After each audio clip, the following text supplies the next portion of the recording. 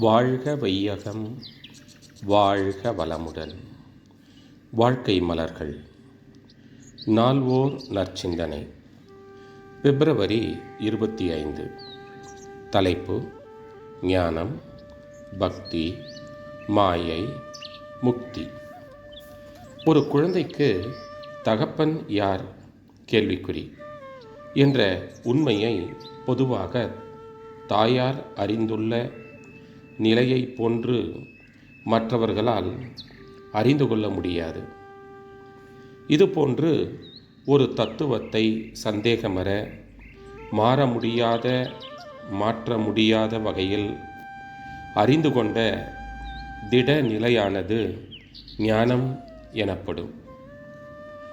வளர்ப்போர் சொல்லிக் கொடுத்ததை திருப்பிச் சொல்லும் கிளியை போன்று தன் தாயார் சுட்டிக்காட்டிய ஒருவர்தான் தனது தகப்பன் என்று உறுதியாகச் சொல்லும் மகனின் மனோ நிலையோர்களால் எழுதப்பட்ட கருத்துக்களே சரி என நம்பி உறுதி கொண்டிருக்கும் நிலையும் இம்மாதிரியேயாகும்.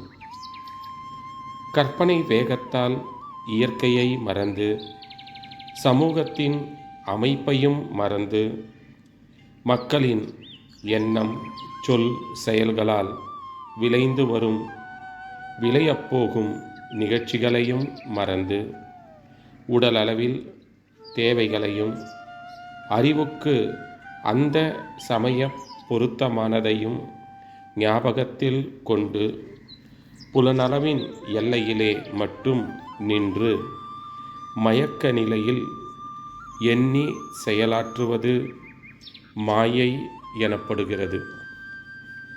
எள்ளுக்குள் எண்ணெயைப் போன்று பிரபஞ்சம் எங்கும் எல்லாவற்றிலும் நீக்கமற நிறைந்து நின்று இயங்கும் ஆன்மா, ஜீவன், கடவுள், இயற்கை, சக்தி என்று பலவாறாகச் சொல்லப்படும் அரூப சக்தியை அறிவால் அறிந்து வாழ்வில் அமைதி பெறுவதே, அறிவில் தெளிவு பெறுவதே முக்தி எனப்படும்.